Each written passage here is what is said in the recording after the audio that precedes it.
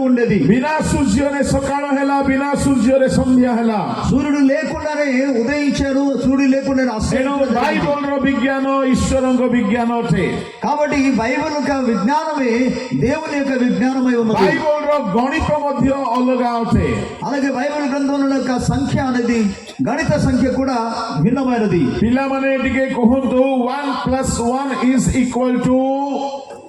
1 + 1 ఎంత పిల్లలు చెప్పండి? 1 + 1 समान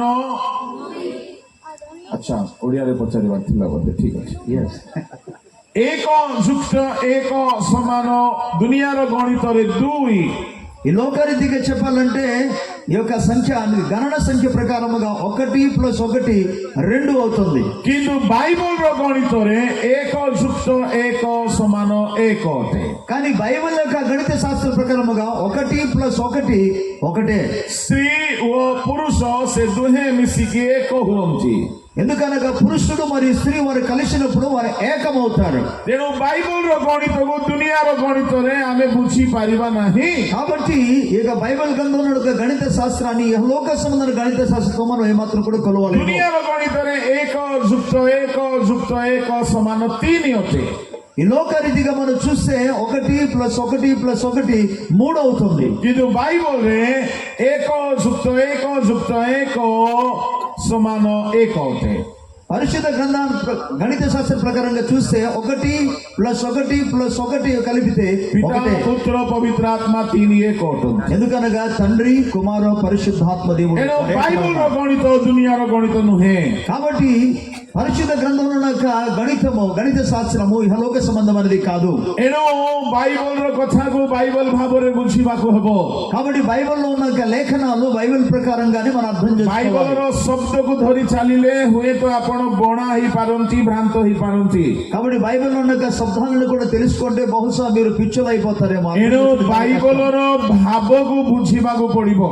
కనుక బైబిల్లో ఉన్న వాటిలో భావాలను మనం తెలుసుకోవాలి. एठारे प्रभु यीशु ताहा बुझावछंती प्रतिवासी किए.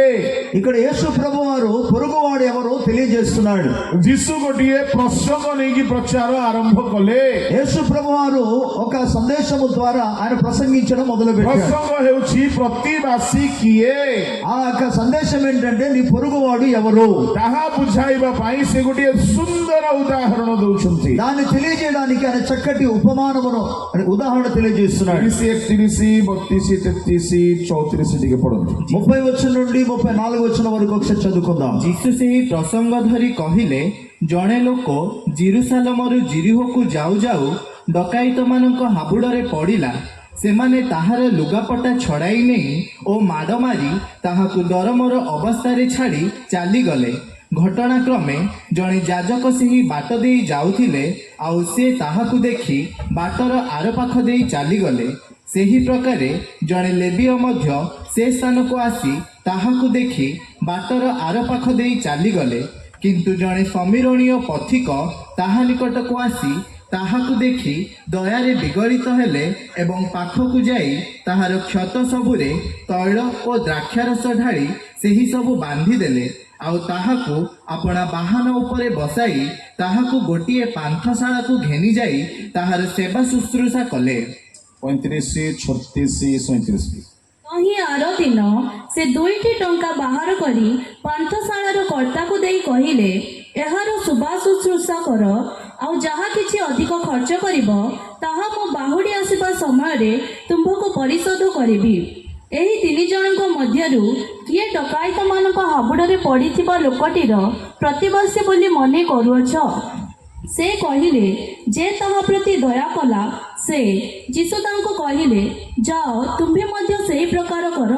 ଯୀଶୁ ତାହାକୁ କହିଲେ, ଶାସ୍ତ୍ରଜ୍ଞ କୁ କହିଲେ, ତୁମେ ମଧ୍ୟ ଯାଅ ସେହି ପ୍ରକାର କର। యేసు అందుకు యేసు నీవును వెళ్ళి అలాగు చేయమని అతనితో చెప్పెను. ଏଠାରେ ଯୀଶୁ ଗୋଟିଏ ସୁନ୍ଦର ଉଦାହରଣ ଦଉଛନ୍ତି।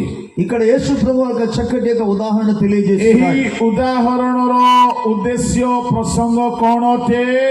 ఆయన ఇస్తున్న యొక్క ఉదాహరణతో కూడిన యొక్క ప్రసంగం ఏంటి? ତୁମର ପ୍ରତିବାସୀ କିଏ?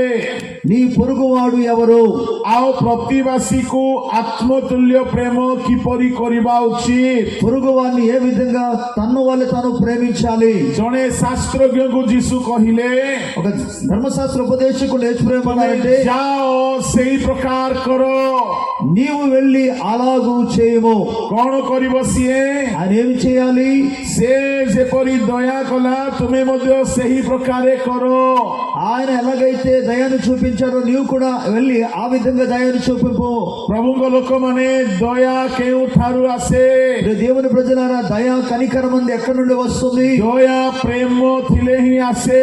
ఈ కనికరమంది ప్రేమ నుండి మాత్రం వస్తుంది। ଯଦି ଆପଣଙ୍କ ହୃଦୟରେ ଜଣଙ୍କ ପ୍ରତି ଦୟା ଆସୁନାହିଁ, ఒకవేళ ఇతరుల పట్ల నీలో దయ జాలి రాకపోతే ତାହେଲେ ଆପଣଙ୍କ ହୃଦୟରେ ପ୍ରେమ ନାହିଁ। దాని అర్థం మీ హృదయంలో ప్రేమ లేదు।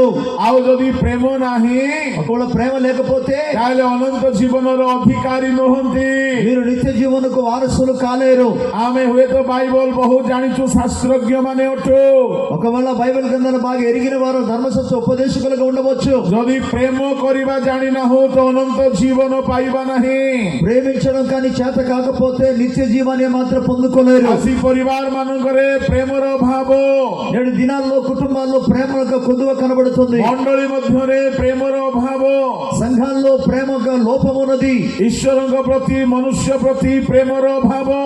దేవుని ఎడల మనుషుల ఎడల ప్రేమ యొక్క లోపము కనబడుతుంది। ଲୋକେ କର୍ତ୍ତବ୍ୟ କରନ୍ତି କିନ୍ତୁ ପ୍ରେମ ନାହିଁ। ప్రజలు బాధ్యత వహిస్తున్నారు కానీ ప్రేమ మాత్రం కనబడటం లేదు। ପ୍ରଭୁଙ୍କ ଲୋକମାନେ ଯଦି ପ୍ରେମ ନାହିଁ ତ ମନେ ରଖୁ ଅନନ୍ତ ଜୀବନ ନାହିଁ। ప్రియ దేవుని బిడ్డలారా, జ్ఞాపకం చేసుకోండి, ప్రేమ లేకపోతే నిత్య జీవము ఉండదు। ଏଣୁକରି ପ୍ରଭୁ ଯୀଶୁ ଏଠାରେ ସ୍ପଷ୍ଟ କରୁଛନ୍ତି, అందుకే యేసు ప్రభు ఇక్కడ స్పష్టంగా చెప్తున్నారు, ଅନନ୍ତ ଜୀବନର ଅଧିକାରୀ ହେବା ପାଇଁ ହେଲେ నిత్య జీవనకు వారసులు కావాలంటే ଈଶ୍ୱରଙ୍କୁ ଆଉ ମନୁଷ୍ୟକୁ ପ୍ରେମ କରିବାକୁ ହବ। దేవుని అలాగే మనుషులను ప్రేమించేవారే ఉన్నారు। ପ୍ରଥମେ ପ୍ରତିବାସୀକୁ ପ୍ରେମ କଥା ଟିକେ କହିବି, అయితే మొదట పొరుగు వాడిని ప్రేమించే విషయంలో మాట్లాడాలని, ତାପରେ ଈଶ୍ୱରଙ୍କୁ ପ୍ରେମ କଥା ଟିକେ ఆ କହିବି। తర్వాత దేవుణ్ణి ప్రేమించే వాటి గురించి మాట్లాడతాం। ଯଦି ସମୟ ଅନୁମତି ଦିଏ ତ ନିଶ୍ଚୟ ଦୁଇ କୋଟି କଥା ଦେଖିବା। ఒకవేళ ప్రభు మనకు సమయం అవకాశం ఇస్తే దీని రెండు ధ్యానం చేసుకుందాం। ଯେତିକି ସମୟ ହେଉଛି ଆମେ ସେତିକି କଥାରେ ସନ୍ତୁଷ୍ଟ ହେବା। అయితే ఎంత సమయం వచ్చినా అందులోనే మనం తృప్తి పొందుదాం। ପ୍ରତିବାସୀ କିଏ ଆଉ ପ୍ରେମ କିପରି କରିବା ଉଚିତ? పొరుగువాడు ఎవరు, ఏ విధంగా మనం ప్రేమించాలి? ପ୍ରତିବାସୀ ଆମ ପାଖରେ ଥିବା ଲୋକ ହିଁ ନୁହେଁ। ప్రియులారా, పొరుగువాడు అనగా మన పక్కన ఉన్నవాడు మాత్రమే కాదు। ଏଠାରେ ଯୀଶୁ ତାହା ବୁଝାଉଅଛନ୍ତି। ఇక్కడ యేసు ప్రభు దాన్ని గురించి తెలియజేస్తున్నాడు। ଜଣେ ଜେରୁସାଲେମରୁ ଜିରିହ ଆଡକୁ ଯାତ୍ରା କଲା। ఒక వ్యక్తి యెరూషలేము నుండి యెరికో వైపు వెళుతున్నాడు। ଆଉ ପଥ ମଧ୍ୟରେ ଡକାୟତ ମାନଙ୍କ ହାବୁଡରେ ପଡିଲା। ఈ మార్గ మధ్యాహ్న దొంగల చేత చిక్కబడ్డాడు। ସେମାନେ ତାହାର ଲୁଗାପଟା ଛଡାଇ ନେଲେ, వారు ఆయన యొక్క వస్త్రములన్నీ కూడా సమస్యరించి తీసుకెళ్లిపోయారు। ମାଡ଼ ମାରି ତାହାକୁ ଦରମରା ଅବସ୍ଥାରେ ଛାଡି అతని ଚାଲିଗଲେ। కొర ప్రాణములు కుట్టి విడిచిపెట్టి వెళ్ళిపోయారు। ପ୍ରଭୁଙ୍କ ଲୋକମାନେ ଏଇ ଘଟଣାର ଦୁଇ ଗୋଟି ପୃଷ୍ଠ ଭାଗ ଅଛି। ప్రియులారా, ఇక్కడ రెండు విధాలుగా మన విషయాన్ని మనం చూడగలం। ମୁଁ ପ୍ରଥମ ପୃଷ୍ଠ ଭାଗ କହିବି, మొదటి భాగాన్ని మీకు చెప్పడానికి ఆశిస్తున్నా। ଯୀଶୁ ପ୍ରତିବାସୀ କିଏ ତାହା ବୁଝାଇବାକୁ ఆ ଯାଉଛନ୍ତି। పొరుగువాడు ఎవరో దాన్ని చెప్పడానికి యేసు ప్రభు వెళుతున్నారు। କିନ୍ତୁ ପ୍ରଭୁ ଯାହା ବି କହନ୍ତି కానీ యేసు ప్రభు ఏది చెప్పినా ତାହା କେବଳ ଗୋଟିଏ ଅର୍ଥ ନଥାଏ, ତାହାର କୌଣସି ସ୍ୱର୍ଗୀୟ କନେକ୍ସନ ବି ଥାଏ। యేసు ప్రభు చెప్పిన ప్రతి మాట కేవలం ఒక అర్థం ఉండదు, కానీ పరలోకానికి సంబంధించిన అర్థాలు అక్కడ ତେଣୁ ఉంటాయి। ଯୀଶୁଙ୍କର କଥା ସକଳ ନିଗୁଡ କଥା ଅଟେ। ఎందుకనగా యేసు ప్రభు చెప్పిన ప్రతి మాటలను కూడా మర్మయుక్తమైనది। ଏହାର ଶାରୀରିକ ପୃଷ୍ଠଭୂମିକୁ ଆମେ ପ୍ରଥମେ ଦେଖିବା, కాబట్టి ఈ ఇహలోక సంబంధమైన ప్రకృతి సంబంధమైన విషయాన్ని మొదట మనం చూసుకుందాం। ତାପରେ ତାହାର ଆଧ୍ୟାତ୍ମିକ ପୃଷ୍ଠଭୂମିକୁ ଦେଖିବା। ఆ తర్వాత ఆత్మ సంబంధమైన విషయాన్ని మనం చూసుకుందాం। ଆଉ ଘଟଣାକ୍ରମେ ଜଣେ ଯାଜକ ସେଇ ବାଟ ଦେଇ ଯାଉଥିଲେ। ఆ సంఘటనలో ఒక యాజకుడు ఆ మార్గంలో వెళుతున్నాడు। ସେ ଦେଖିଲେ ବାଟର ଆର ପାଖ ଦେଇ ଚାଲିଗଲେ। ఆ వ్యక్తిని చూసి త్రోవను తప్పించుకొని ఆయన వెళ్ళిపోయాడు। ଆଉ ଜଣେ ଲେବୀୟ ମଧ୍ୟ ଦେଖିଲେ ବାଟ ଆର ପାଖ ଦେଇ ଚାଲିଗଲେ। అలా లేవీయుడు కూడా ఆ దృశ్యాన్ని చూసి త్రోవ మళ్లించుకొని వెళ్ళిపోయాడు। ଯୀଶୁ କହୁଛନ୍ତି ପ୍ରତିବାସୀକୁ ଆତ୍ମତୁଲ୍ୟ ପ୍ରେମ କର। యేసు ప్రభు అంటున్నాడు, నీ పొరుగువాణ్ణి ప్రేమించు। ଏଇ ଲେବୀୟ ଯାଜକ ଏମାନେ ଧାର୍ମିକ ଅଟନ୍ତି କିନ୍ତୁ ପ୍ରେମ ବିହୀନ ଧାର୍ମିକ।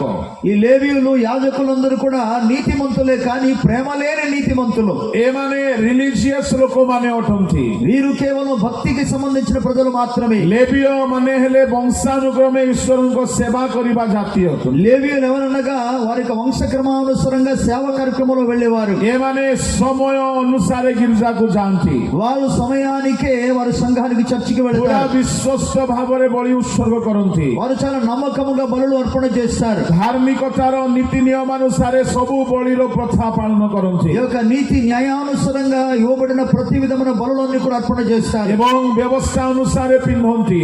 అలాగే ఈ యొక్క ధర్మశాస్త్ర ప్రకారంగా వారు వస్త్రధారణ చేస్తారు. ବ୍ୟବସ୍ଥା ଅନୁସାରେ ଶୁଚି ହୋଇକି ରୁହନ୍ତି। ధర్మశాస్త్ర ప్రకారముగా వారు పరిశుద్ధి కలిగి ఉంటారు. ସବୁ କର୍ମ କ୍ରିୟା ବ୍ୟବସ୍ଥା ଅନୁସାରେ କରନ୍ତି। వారు చేసే ప్రతి ఒక్క పనులు ధర్మశాస్త్ర అనుసారంగా వాళ్ళు ହେଲେ చేస్తారు. ବ୍ୟବସ୍ଥାର କ୍ରିୟାକର୍ମ କରୁ କରୁ କରୁ କରୁ ପ୍ରେମ କରିବା ଭୁଲି ଯାଇଛନ୍ତି। ఈ ధర్మశాస్త్ర క్రియను అనుసరిస్తూ వారు ప్రేమించే విషయమో మర్చిపోయారు. ଆଜି ଅନେକ ମଣ୍ଡଳୀରେ ସେଇ ଅବସ୍ଥା। నేడు అనేక సంఘాలలో ఇదే పరిస్థితి కనబడుతుంది. ଏଠାରେ ଯେମିତି ଲେବୀୟ ଆଉ ଯାଜକର ଅବସ୍ଥା, ఇక్కడ లేవీయులు అలాగే ఆ యాజకుని యొక్క పరిస్థితి ఎలాగున్నదో, କଣ ଲେବୀର ଅବସ୍ଥା? లేవి యొక్క పరిస్థితి ఏంటి? ఇక్కడ ଈଶ୍ୱରଙ୍କ କର୍ମ କରୁଅଛନ୍ତି, దేవుని యొక్క కార్యమును చేస్తున్నారు కానీ ଈଶ୍ୱରଙ୍କ ଲୋକମାନଙ୍କ ପାଇଁ କରୁଅଛନ୍ତି, దేవుని ప్రజల కొరకే ఆయన పని చేస్తున్నాడు కానీ ଆଉ ନିଜେ ବହୁତ ଧାର୍ମିକ ଭାବରେ ଅଛନ୍ତି, తనంతర తాను నీతి కలిగి ఉన్నాడు ఆయన. ଆଉ ମନ୍ଦିର ଆଡକୁ ଯାଉଛନ୍ତି। అలాగే దేవుని యొక్క మందిరానికి వెళుతున్నాడు. କିନ୍ତୁ ଜଣେ ଲୋକ ମରିବା ଅବସ୍ଥାରେ ଥିଲେ ବି ତାକୁ ଦୟା କରୁନାହାନ୍ତି। ఒక వ్యక్తి చావడానికి సిద్ధంగా ఉన్నా సరే అతని పట్ల ఎటువంటి దయ కనికరం చూపటం లేదు. এই লোক ধার্মিক অটে কিন্তু দয়া রহিত অটে। ఈ వ్యక్తి నీతిమంతుడు కానీ దయా కనికరము లేని నీతిమంతుడు. ଆଉ ଯୀଶୁ ତେଣୁ କରି ଏଠାରେ ବୁଝାଉଛନ୍ତି, కనుక యేసు ఇక్కడ అందుకే తెలియజేస్తున్నారు. ଏ ଶାସ୍ତ୍ରଜ୍ଞ ନିଜକୁ ଧାର୍ମିକ ଦେଖାଇକି ପଚାରିଥିଲା, ఈ ధర్మశాస్త్ర ఉపదేశకుడు తను నీతిమంతులుగా ମୋର కనపరచుకోవడం అడిగాడు. ପ୍ରତିବାସୀ କିଏ? నా యొక్క పొరుగువాడు ఎవరు? ଯୀଶୁ ତାହାକୁ ବୁଝାଉଛନ୍ତି, యేసు ప్రభు అతని తెలియజేస్తున్నాడు. ଧାର୍ମିକ ଦେଖାଇ ହେବା ଲୋକମାନଙ୍କ ଠାରେ ପ୍ରେମ ନଥାଏ। ఎవరైతే నీతి కనపరచడానికి ప్రయత్నం చేస్తారో వాళ్ళు ప్రేమ ఉండదు. ବେଳେବେଳେ ମଣ୍ଡଳୀ ଭିତରେ ବହୁତ ଏମିତି ଥାନ୍ତି, కొన్ని సందర్భాల్లో సంఘము లోపల అటువంటి విశ్వాసులు ఉంటారు. ମଣ୍ଡଳୀର ବାଇଲକୁ ଧରିକି ବେଶୀ ଉତ୍ପାତ କରନ୍ତି। వారు సంఘములో ఉన్న కొన్ని కార్యక్రమాలు పట్టుకొని వాళ్ళు ఎంతో గర్విస్తారు. ଆଉ ସେମାନେ ବାଇଲକୁ ଧରିକି ମଣ୍ଡଳୀ ମଧ୍ୟରେ ଝଗଡା କରନ୍ତି। ఆ సంఘంలో ఉన్న కొన్ని నియమాలు పట్టుకొని గొడవలు కూడా చేసేస్తారు. ଆଉ ସେମାନେ ବହୁତ ରିଲିଜିୟସ୍ ଅଟନ୍ତି। వారు ఎంతో మతపరమైన భక్తి కలిగిన వారు. ଆଉ ସେଦିନ ଲେବୀୟ କାହିଁକି ତାକୁ ଦୟା କଲା ନାହିଁ?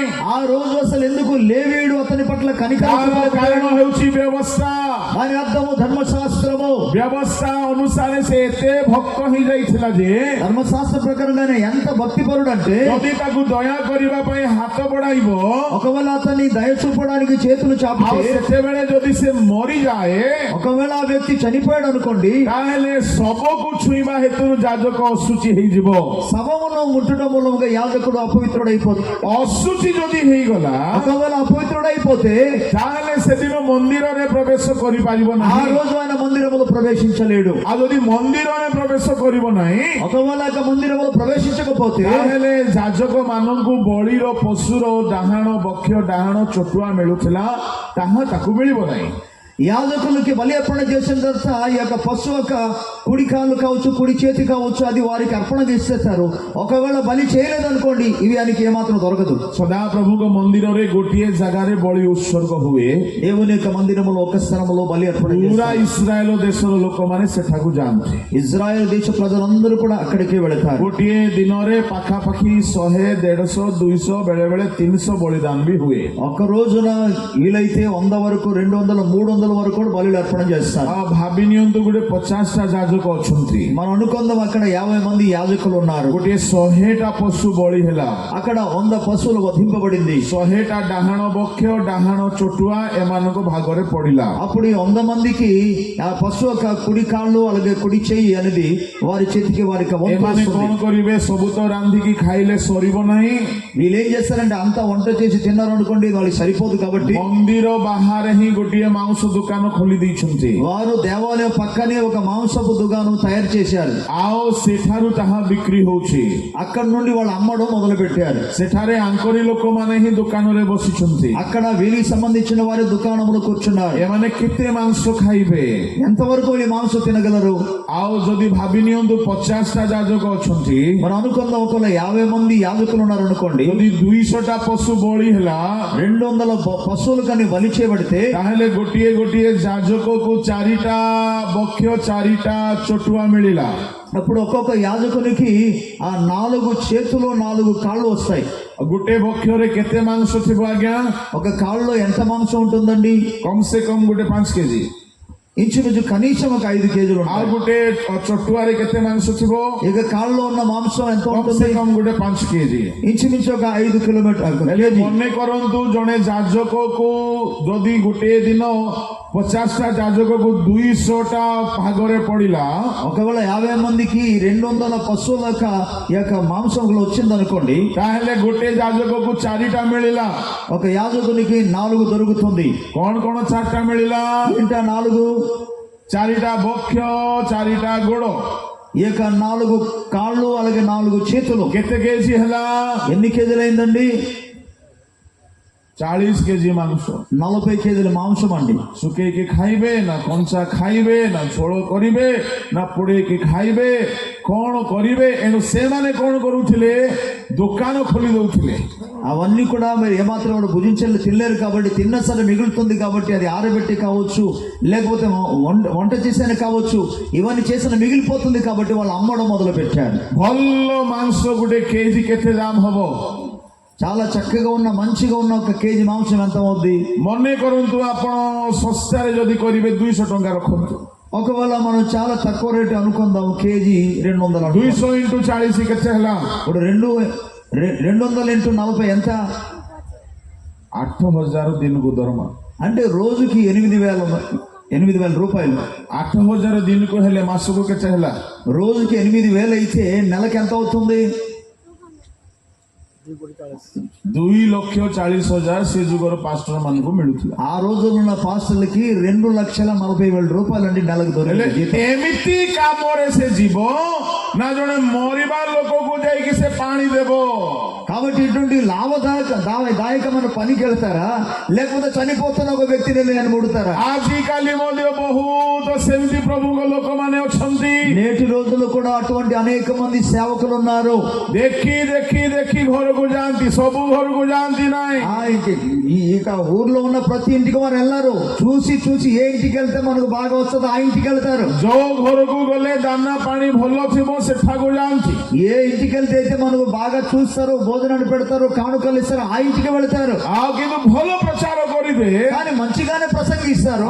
ଭଲ ରେଭରେଣ୍ଡ ସବୁ ଡିଗ୍ରୀ ସବୁ ଥିବ వాళ్ళ దగ్గర రెవరెండ్ రకరకాల డిగ్రీలు కూడా ఉంటాయి. ଆଉ ବାଇବଲକୁ ଭଲ ଜାଣିଥିବେ అంతమంది బైబిల్ బాగా ఎరిగిన వారి କିନ୍ତୁ ଗରିବ ଦୁଃଖୀ ଦିନାରୀ ଅଭାବଗ୍ରସ୍ତ ଲୋକମାନଙ୍କ ପ୍ରତି ଦୟା ନାହିଁ కానీ ఈ యొక్క బీద స్థితిలో దీనహీన స్థితిలో అలాగే పేదరి స్థితిలో ఉన్న వారి పట్ల ఎటువంటి దయా కనికరం వీరికి ఉండదు. ଏଇ ଯାଜକର ସେଇ ସମସ୍ୟା ఈ యాజకునుకున్న సమస్య అదే. ଯାଜକ ପାପୀ ଲୋକ ନୁହେଁ నిజానికి యాజకుడు ఒక పాపి కాదు, ବହୁତ ରିଲିଜିୟସ୍ ଲୋକ ଅଟେ ఆయన మతపరమైన భక్తి పరుడు. ఆయన ଆପଣଙ୍କୁ ମୁଁ ପଚାରିବା ପାଇଁ ଚାହେଁ నేను నీకు ఒక ప్రశ్న అడుగుచున్నాను. ଯଦ୍ୟପି ସେ ରିଲିଜିୟସ୍ ଅଟେ ఒకవేళ ఆయన భక్తి పరుడు అయినప్పటికీ, ଯଦ୍ୟପి ସେ ଧାର୍ମିକ ଦେଖାଇ ହଉଛି ఆయన తన నీతిని కనపరిచినప్పటికీ, ସେ ଯେହେତୁ ପ୍ରତିବାସୀକୁ ଦୟା କରୁନାହିଁ కానీ పొరుగు వాడిని దయ చూపించడం లేదు. ସେ ଅନନ୍ତ ଜୀବନ ପାଇବ କି ఆయన నిత్య జీవం పొందగలడా? ପ୍ରଭୁଙ୍କ ଲୋକମାନେ ପାଇପାରିବ ନାହିଁ దేవుని ప్రజలారా, ఆయన నిత్య జీవం పొందలేడు.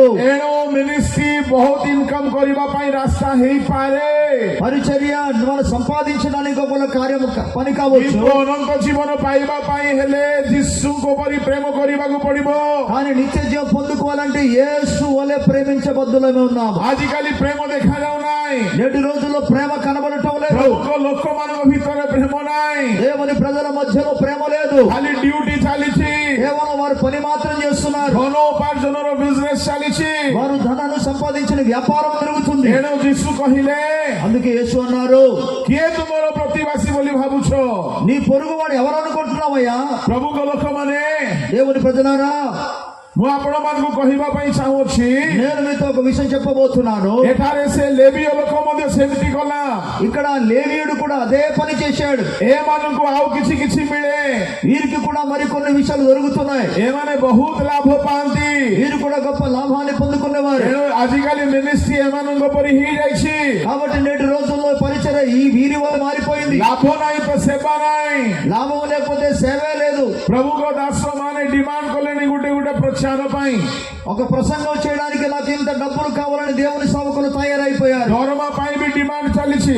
వారు ఒక జీతం కోసం కూడా వారు డిమాండ్ చేయడం మొదలు ମୁଁ పెట్టారు. ଆପଣଙ୍କୁ କହିବା ପାଇଁ ଚାହେଁ నేను మీకు ఏం చెప్పబోతున్నానంటే, ଦରମା ବନ୍ଦ ହେଇଗଲା ପରେ ବି ଯଦି କେହି ସେବା ଜାରି ରଖିବ జీతం ఆగిపోయినా సరే ఎవరైతే సేవను కొనసాగిస్తారో ତାହେଲେ ସେ ପ୍ରକୃତରେ ଈଶ୍ୱରଙ୍କୁ ପ୍ରେମ କରେ। వారు నిజంగా దేవుని ప్రేమిస్తారని అర్థం. ଆଜିକାଲି ଦରମା କମ ହେଉ ସଂସ୍ଥା ଛାଡି ଦଉଛନ୍ତି। నేటి రోజుల్లో జీతం తక్కువ అయితే ఆ సంస్థను వదిలేస్తున్నారు. ତାମାନେ ଖାଲି ଡ୍ୟୁଟି ଚାଲିଛି। దాని అర్థం కేవలం వారు పని మాత్రం చేసుకుంటున్నారు. ପ୍ରଭୁଙ୍କ ଲୋକମାନେ ସାବଧାନ ହେଉ।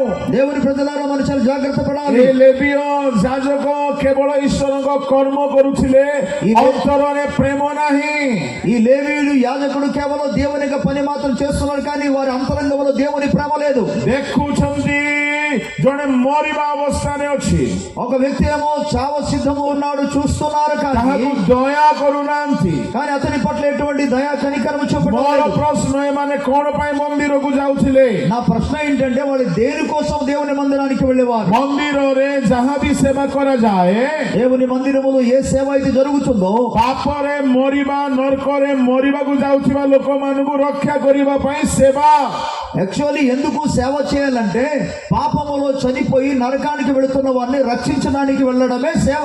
ତେବେ ନର୍କରୁ ଅନନ୍ତ ମୃତ୍ୟୁରୁ ରକ୍ଷା କରିବାର ସେବା କରିବାକୁ ଯାଉଥିବା ଲୋକ ରାସ୍ତାରେ ମରିବା ଲୋକକୁ ଦୟା କରୁନାହିଁ, ମାନେ କେମିତି ପ୍ରକାର ସେବା ଏଇଟା? ఈ నరకానికి వెళుతున్న వ్యక్తిని మనం రక్షించడానికి వెళుతున్న ఈ వ్యక్తి ఇప్పుడు చావు సిద్ధమైన వ్యక్తిని ప్రేమించలేకపోతున్నాడు. ఇది ఎటువంటి సేవ ఇది? ପ୍ରଭୁଙ୍କ ଲୋକମାନେ ସେବାର କାହିଁକି ସେଠାରେ ତ୍ରୁଟି ଦେଖାଗଲା ମାନେ, దేవుని ప్రజలారా, ఎందుకు ఆ సేవలో కొన్ని పొరపాట్లు కనబడిందంటే, ଏ ବି ମରିବାକୁ ଯାଉଛି, ଆଉ ଦୁନିଆର ଲୋକମାନେ ବି ମରିବାକୁ ଯାଉଛନ୍ତି।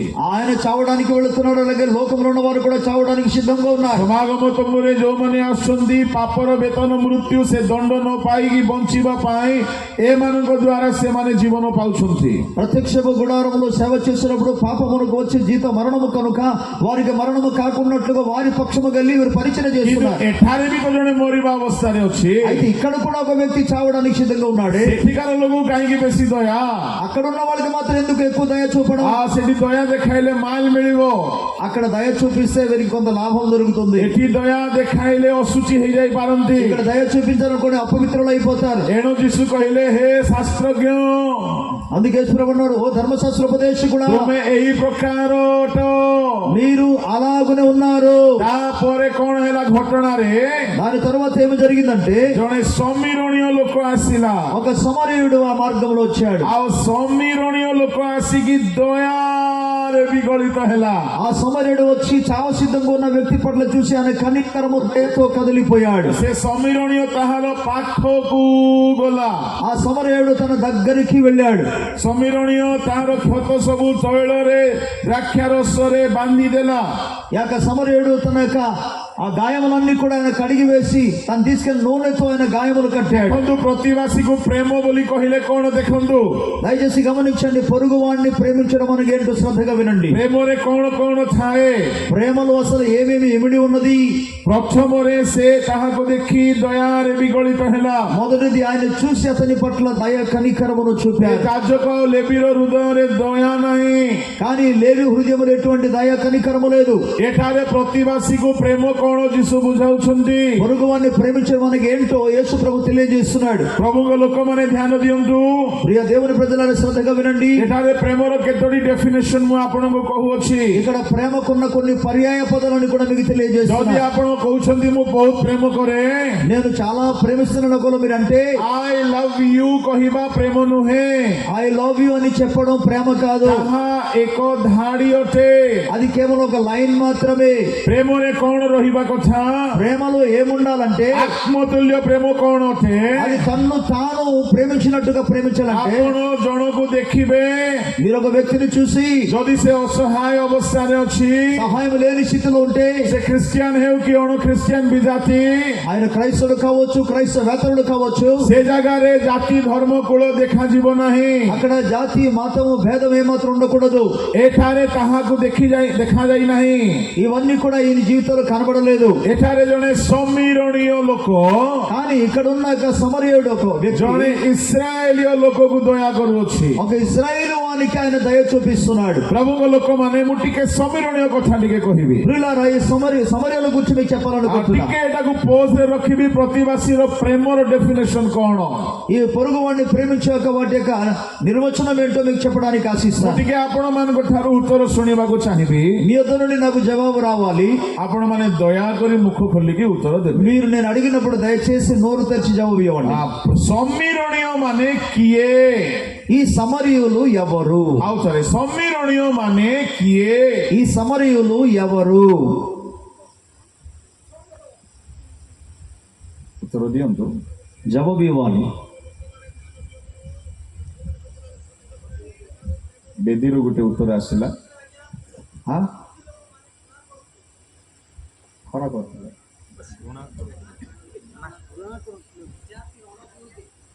अण जिहुदी माँ माने किछि उत्तर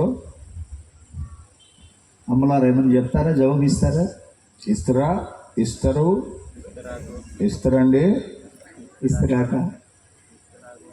జవాబు ఇవ్వండి. আচ্ছা এই সমীরণীয় মানে অণ জিহুদী ବୋଲି ମୁଁ ବି ଭାବୁଥିଲି, ଆପଣ ମାନେ ବି ଭାବୁଛନ୍ତି.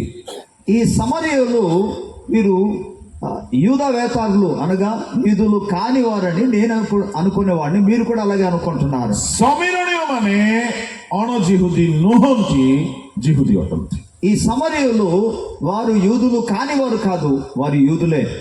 କିନ୍ତୁ ତାହା କହିବା ଆଗରୁ ଆପଣ ମାନଙ୍କୁ ମୁଁ ଆଉ ଗୋଟେ କଥା ପଢେଇ ଦେବି, ତାପରେ ଟିକେ ଆପଣ ଘାଣ୍ଟି ହୁଅନ୍ତୁ, ତାପରେ ମୁଁ କହିବି. దాన్ని చెప్పక మునుపు ఒక లేఖనాన్ని మీ ముందు చదివిస్తాను. దాని గురించి మీరు ఆలోచన చేయండి. ସେଇ ଲୁକ 17 ଅଧ୍ୟାୟରେ లూకాసు వార్త 17వ అధ్యాయంలో ଆଉ ଯୀଶୁ ଜଣେ ସମୀରଣୀୟ ଲୋକ କଥା କହିଲେ. యేసు ప్రభు ఒక సమరయుని గురించి తెలియజేశాడు. ଆଉ ପଢନ୍ତୁ ତାହାର 16, 17, 18 16, 17, 18 ଉବୁଡ ହୋଇ ତାହାଙ୍କର ଧନ୍ୟବାଦ କରିବାକୁ ଲାଗିଲା। ସେ ଜଣେ ସମୀରଣୀୟ ଲୋକ। ସେ ଜଣେ ସମୀରଣୀୟ ଲୋକ। ସେଥିରେ ଯୀଶୁ ଉତ୍ତର ଦେଲେ, 10 ଜଣ କଣ ସୂଚି ହେଲେ ନାହିଁ? ତେବେ ଆଉ 9 ଜଣ କାହାନ୍ତି?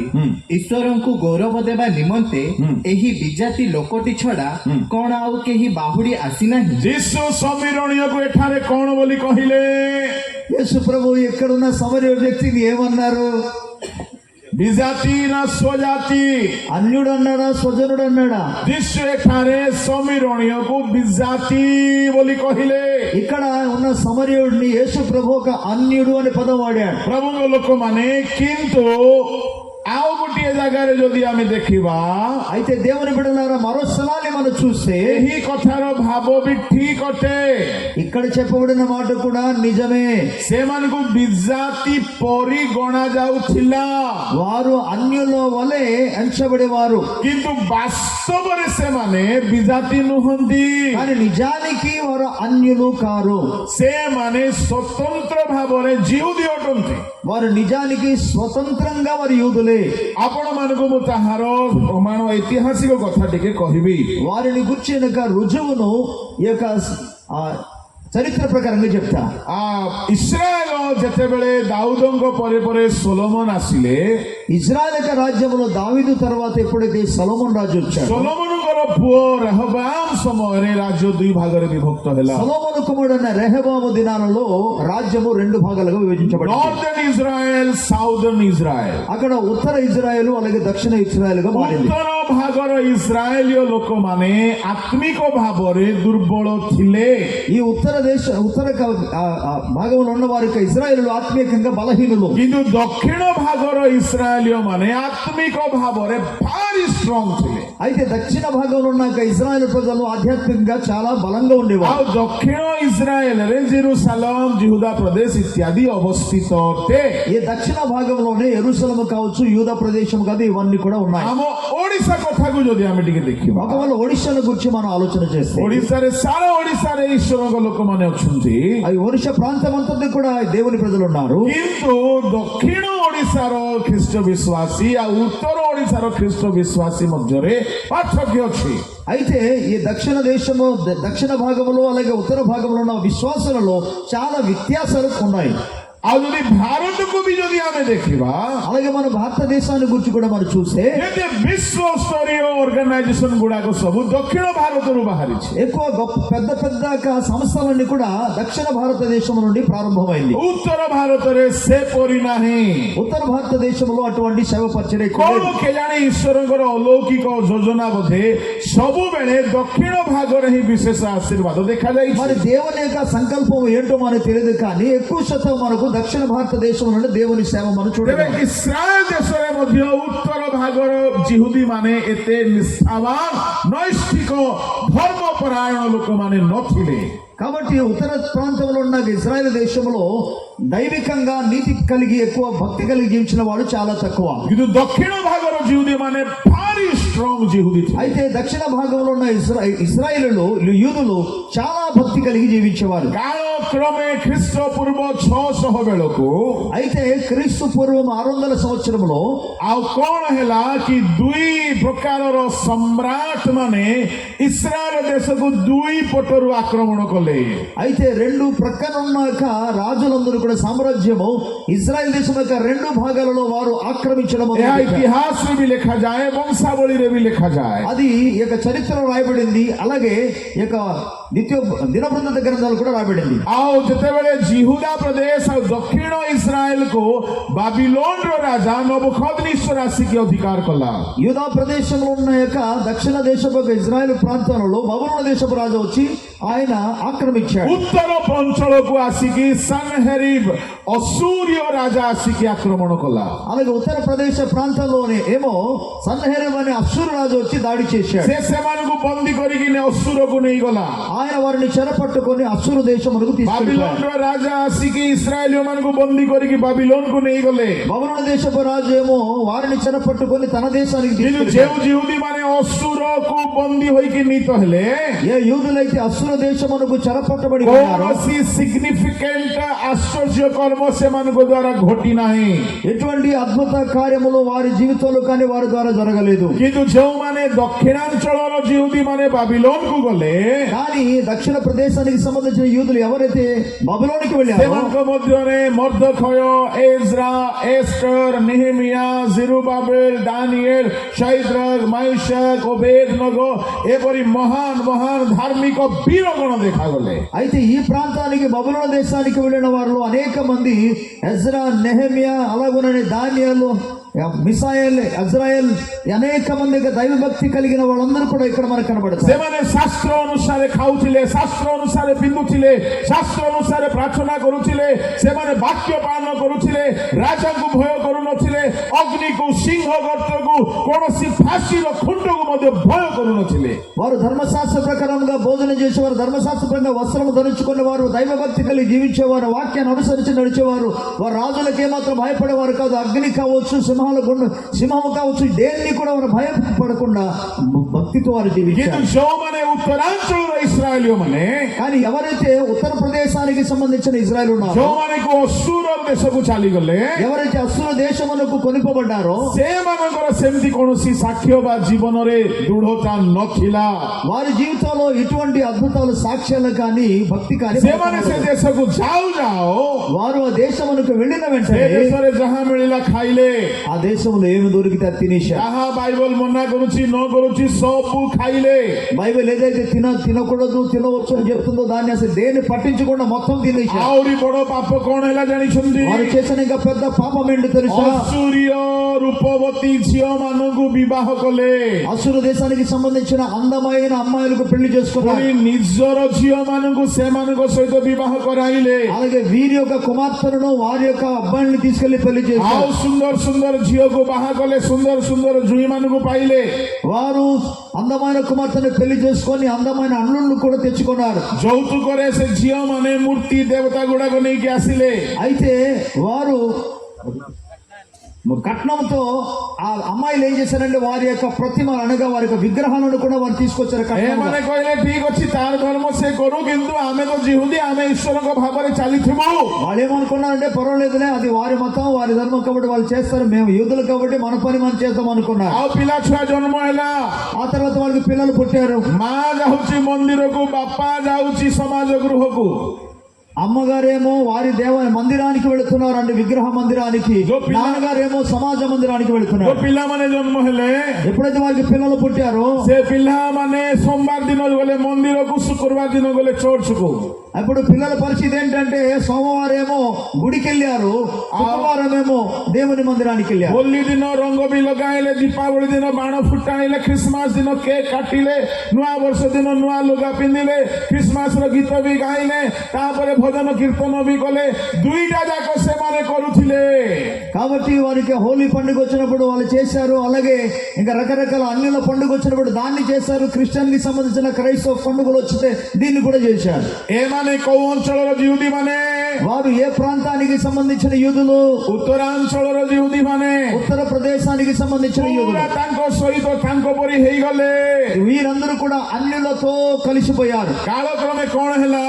ఆ తర్వాత కాలానుక్రమంగా ఏం జరిగిందంటే ଯେତେବେଳେ ସେମାନେ ମୁକ୍ତ ହେଲେ ଅସୁରର ଦାସତ୍ୱରୁ, అశ్షూరు యొక్క బానిసత్వం నుండి ఎప్పుడైతే వారు విడుదల పొందారో, ସେମାନେ ଯେତେବେଳେ ନିଜ ଦେଶକୁ ଆସିଲେ, ఎప్పుడైతే వారు తమ స్వదేశానికి వచ్చారో, ଆଉ ଏପଟେ ଦକ୍ଷିଣାଞ୍ଚଳର ଜିହୁଦୀ ମାନେ ବାବିଲୋନରୁ ନିଜ ଦେଶକୁ ଆସିଲେ, అలాగే దక్షిణ ప్రాంతానికి సంబంధించిన యూదులు ఎప్పుడైతే బబులోను దేశం నుండి వచ్చారో ଏମାନେ ମନ୍ଦିର ନିର୍ମାଣ କରିବାକୁ ଆରମ୍ଭ କଲେ. దేవుని మందిరం నిర్మించడం మొదలు పెట్టారు. କୋଉମାନେ?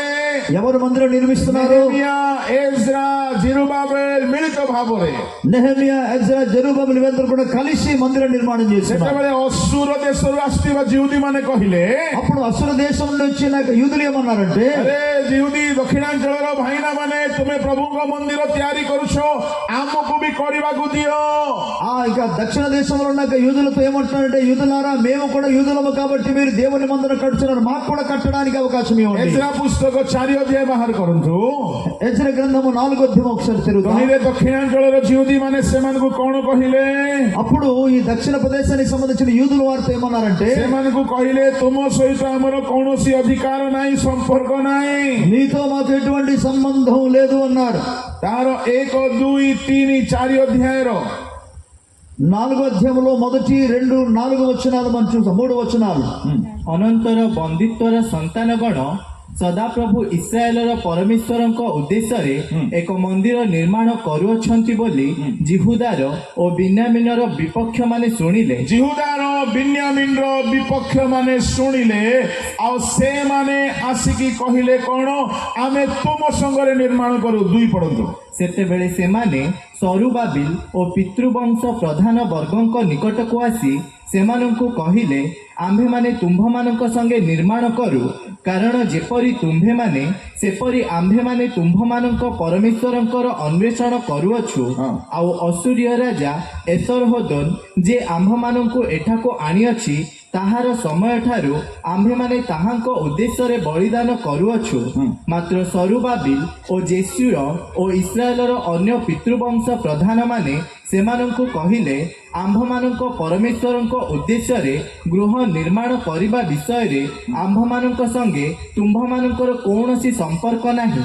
ମାତ୍ର ଆମ୍ଭମାନଙ୍କ ପ୍ରତି ପାରସ୍ୟ ରାଜା କୋରସ ରାଜାଙ୍କ ଆଜ୍ଞା ପ୍ରମାଣେ ଆମ୍ଭେମାନେ ଆପେ ଏକତ୍ରିତ ହୋଇ ଇସ୍ରାଏଲର ପରମେଶ୍ୱର ସଦାପ୍ରଭୁଙ୍କ ଉଦ୍ଦେଶ୍ୟରେ ନିର୍ମାଣ କରିବା। ଶୁଣନ୍ତୁ, ଏଠାରେ 2 ଦଳ ହେଇଗଲେ ଇସ୍ରାଏଲୀୟ ମାନେ। ఇక్కడ ఇశ్రాయేలు ప్రజలు 2 గుంపులుగా మారిపోయారు. ఉత్తరాంచଳର ଜିହୁଦୀ ଆଉ ଦକ୍ଷିଣାଞ୍ଚଳର ଜିହୁଦୀ। ఉత్తర ప్రదేశానికి సంబంధించిన యూదులు, అలాగే దక్షిణ ప్రదేశానికి ଦକ୍ଷିଣାଞ୍ଚଳର ଜିହୁଦୀ ଜେରୁବାବେଲ, ହାଗୟ, ଜିଖରିୟ, ଏଜ୍ରା, ନେହେମିୟା କହିଲେ, ଖବରଦାର ପ୍ରଭୁଙ୍କ ଗୃହର କାମରେ ଅଶୁଚି ହେଇକି ତୁମେ ହାତ ଲଗାଇବ ନାହିଁ।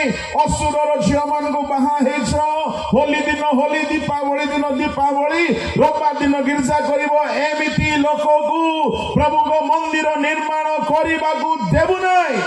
దక్షిణ ప్రదేశానికి సంబంధించిన భక్తులలో అనేక మంది నెహెమియా, ఎజ్రా, అలాగే జెరుబ్బాబెలు వీళ్ళందరూ కూడా కలిసి ఏమంటున్నారంటే, మీరు ఏమాత్రం కూడా మాతో కలిసి మందిరం కట్టడానికి వీళ్ళది, ఎందుకంటే మీరు అన్యజనులకు అమ్మాయిలను తీసుకొని పెళ్లి చేసి అపవిత్రులుగా మారారు, మీరు ఈ పరిశుద్ధమైన మందిరం కట్టడానికి వీలు లేదు, మీకు అవకాశమే లేదన్నారు। ସେଦିନଠାରୁ ଝଗଡ଼ା ଆରମ୍ଭ ହେଲା। ఆ రోజు నుండి అండి తగాదాలు మొదలుపెట్టి ଏମିତି ଝଗଡ଼ା ବଢିଗଲା ଯେ ఎంతగా తగాదాలు పెరిగిందంటే ସେମାନଙ୍କୁ ଆଉ దేశରେ ରହିବାକୁ ଦେଲେ ନାହିଁ। ଏମାନେ వారిని ఏమాత్రం ఆ దేశంలోనే ఉండనివ్వలేదు। ସେଦିନଠାରୁ ଉତ୍ତରାଞ୍ଚଳ ଜିହୁଦୀ ମାନେ ଅଲଗା ରହିଲେ। ఆ రోజు నుండి ఉత్తరప్రదేశానికి సంబంధించిన యూదులు ତାଙ୍କ ସହିତ ଆଙ୍କର ସମ୍ପର୍କ ଆଉ ରହିଲା ନାହିଁ। ఇక వారితో వీరికి ఎటువంటి ఇక సంబంధమే లేదు। ଆଉ ସେମାନେ ଯେହେତୁ ଅସୁରରୁ ଆସିଅଛନ୍ତି, ఎందుకనగా వారు అశూరు దేశం నుండి వచ్చారు। ସମରିଆର ରାଜା ସେମାନଙ୍କର ନେତା ଥିଲେ। సమరియా దేశపు ఒక రాజు వారి మీద నాయకుడిగా ఉన్నాడు। ଏଣୁକରି ସେମାନେ ସମୀରଣୀୟ ନାମରେ ଖ୍ୟାତ ହେଲେ। అందుకే వారు సమరీయులు అనే పేరు କିନ୍ତୁ పెట్టబడ్డారు। ସେମାନଙ୍କର ଉତ୍ପତ୍ତି କଣ ଅଟେ? నిజానికి వాళ్ళు ఏ వంశానికి చెందిన వారు? ଜିହୁଦୀ। యూదులు। ଶୁଣନ୍ତୁ, వినండి, ଉତ୍ତରାଞ୍ଚଳର ଜିହୁଦୀ ମାନଙ୍କୁ ଦକ୍ଷିଣାଞ୍ଚଳର ଜିହୁଦୀ ବିଜାତି ପରି ବ୍ୟବହାର କଲେ। కాబట్టి ఉత్తరప్రదేశానికి సంబంధించిన యూదులకు దక్షిణ ప్రాంతంలో ఉన్న యూదులు వారికి అన్యులుగా ఎంచుతున్నారు। ପ୍ରଭୁଙ୍କ ନାମରେ ଧନ୍ୟବାଦ। ప్రభు నామానికి మహిమ కలుగునుగా। ଆଜି ଏଠାରେ କେତେ ଲୋକ ଦକ୍ଷିଣାଞ୍ଚଳର ଜିହୁଦୀ ପରି ଅଛ ଷ୍ଟ୍ରଙ୍ଗ, କେତେ ଲୋକ ଉତ୍ତରାଞ୍ଚଳର ଜିହୁଦୀ పరి ଅଛ।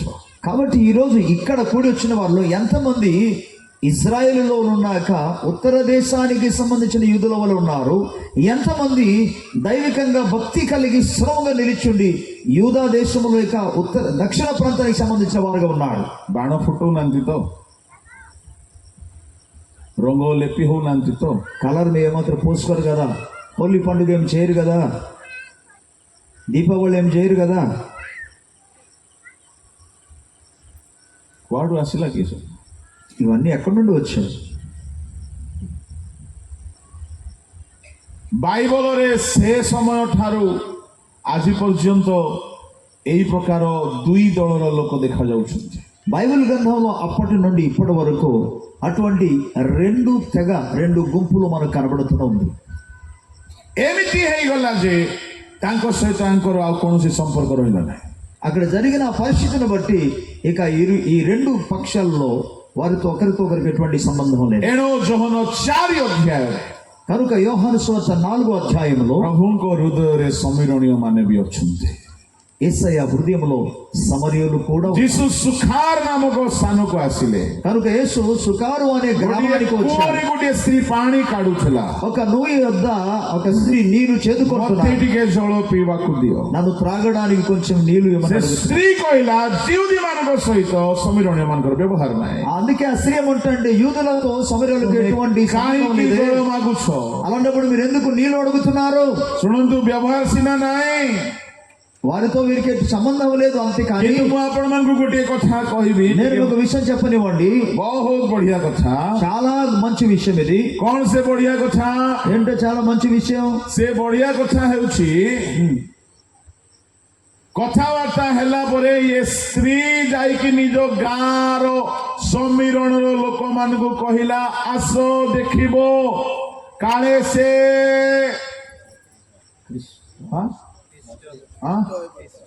କଣ ହେବେ ପରା?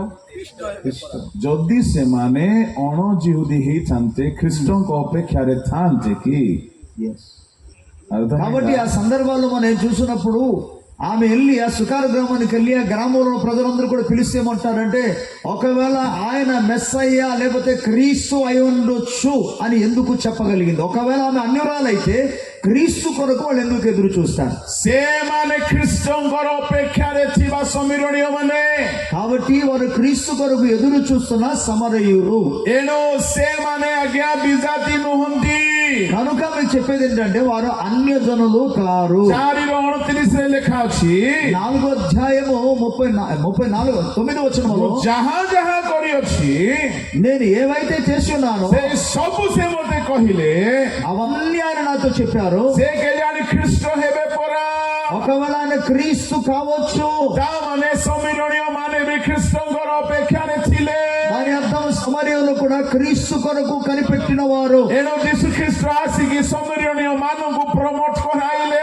కాబట్టి యేసు ప్రభు వారు వచ్చి సమరయులను కూడా వారు ఉన్నత స్థితిలోకి తీసుకురాగలిగారు. ଆପଣ ଯୀଶୁଙ୍କ ମିନିଷ୍ଟ୍ରିରେ ଦେଖିବେ యేసు ప్రభు పరిచర్యలో మనం చూస్తే ଯୀଶୁ ବାରମ୍ବାର ସମୀରଣୀୟ ଜାତିକୁ ଫୋକସ୍ କଲେ। యేసు ప్రభు వారు పదే పదే ఆయన సమరయుల గురించి ఎక్కువ పట్టించుకున్నారు. କାହିଁକି ଫୋକସ୍ କଲେ? ఎందుకు వారి మీద దృష్టి ఉంచారంటే ଆଗ ଲୋକ ପଛ ହେବେ, ପଛ ଲୋକ ଆଗ ହେବେ। ముందున్న వాళ్ళు వెనక్కి వస్తారు, వెనక్కున్న వాళ్ళు ముందుకు వెళ్తారు. ଏଇ ଦକ୍ଷିଣାଞ୍ଚଳର ଜିହୁଦୀ ମାନେ କାଳ କ୍ରମେ ଆଉ ଦାନିଏଲ ପରି ରହିଲେ ନାହିଁ, ଲେବୀୟ ଶାସ୍ତ୍ରୀ ଫାରୁସିରେ ପରିଣତ ହେଲେ। ఈ దక్షిణ ప్రాంతంలో యూదులందరూ కూడా క్రమానుసారంగా వెళుతుండగా ఇక దానియేలు వల్ల బ్రతకలేకపోయారు, ధర్మశాస్త్రంగా జీవించలేకపోయారు. నెమ్మదిగా వారు వెనుక వెళ్ళిపోవడం మొదలు పెట్టారు. ଖାଲି ମୁଁ ବାଇବଲର କଥା କହୁନାହିଁ, నేను కేవలం బైబిల్ సంగతి ଆପଣ ଦୁନିଆର ଇତିହାସକୁ ଯଦି ଉଠାଇକି ଦେଖିବେ ఒకవేళ ప్రపంచంలో చరిత్రాన్ని కానీ మరి ଯେଉଁ చూడగలిగితే ଯେଉଁ ଜାଗାରେ ଦିନେ ବହୁତ ఉద్దీపନା ଥିଲା, ଆଜି ସେମାନେ ଶାସ୍ତ୍ରୀ ଫାରୁସି ପରି ହେଇଗଲେଣି।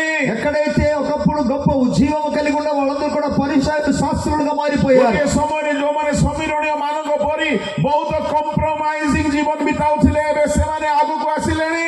ఒకప్పుడు సమరయులుగా ఉండి చెడిపోయిన వ్యక్తులందరూ కూడా వారు మారు మనసు పొంది వాళ్ళేమో ముందుకు రావడం కనబడింది. ଯୀଶୁ ଅନେକ ଜାଗାରେ ସମୀରଣୀୟ ମାନଙ୍କୁ ହାଇଲାଇଟ କଲେ। కాబట్టి యేసు ప్రభు అనేక ప్రాంతాలలో సమరయులందరినీ కూడా ఆయన పైకి ఎత్తి చూపించినట్టు చూడగలం. କାହିଁକି ହାଇଲାଇଟ କଲେ? ఎందుకు వారిని ఎత్తి చూపించగలిగాడంటే ଯେହେତୁ ସେ ଶାସ୍ତ୍ରଜ୍ଞକୁ ବୁଝାଇବାକୁ ଚାହୁଁଥିଲେ। ఎందుకనగా ఈ శాస్త్రంలో చెప్పడానికి ఆశిస్తాడు. ତମେ ବହୁ ଶାସ୍ତ୍ର ଜାଣିଛ, మీరు ధర్మశాస్త్రాన్ని బాగా ఎరిగి ତମ ఉన్నారు, ଭିତରେ ପ୍ରେମ ନାହିଁ, కానీ మీలో ప్రేమ లేదు. କିନ୍ତୁ ଏ ସମୀରଣୀୟ ଭିତରେ ପ୍ରେମ ଅଛି। అయితే ఈ సమరణిలో ప్రేమ ఉన్నది. ଦିନେ ଏମାନେ ବହୁତ ଦୁର୍ବଳ ଥିଲେ, ఒకప్పుడు వీరు బలహీనులుగా ఉండేవారు, ଏମାନେ ଶାସ୍ତ୍ର ଜାଣିନାହାନ୍ତି, వీరికి ధర్మశాస్త్రము తెలియదు. କିନ୍ତୁ ଜଣକୁ ଜନମରା ଅବସ୍ଥାରେ ଦେଖି ଦୟାରେ ବିଗଳିତ ହେଲେ। అయితే చావు సిద్ధం ఉన్న వ్యక్తి పనులు చూసి ଯୀଶୁ କହିବାର ଉଦ୍ଦେଶ୍ୟ କଣ? యేసుని చెప్పడానికి కారణం ఏంటి? ତୁମେ ଶାସ୍ତ୍ରଜ୍ଞ ଜାଣି ହେଇକି శాస్త్రజ్ఞ ହେଇକି ଶାସ୍ତ୍ର ଜାଣିକି ବି ନର୍କ ଚାଲିଯିବ।